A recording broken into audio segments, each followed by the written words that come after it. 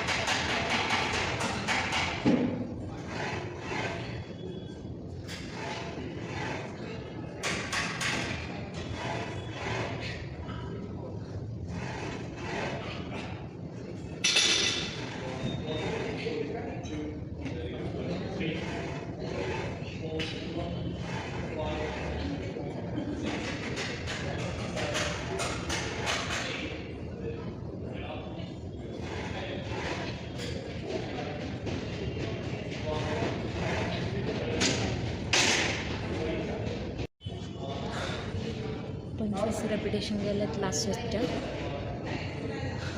आणखी 2-3 व्हेरिएशन राहिलेत लेगच्या, त्या कंप्लीट करून आजचा लेगचा वर्कआउट कंप्लीट करायचा.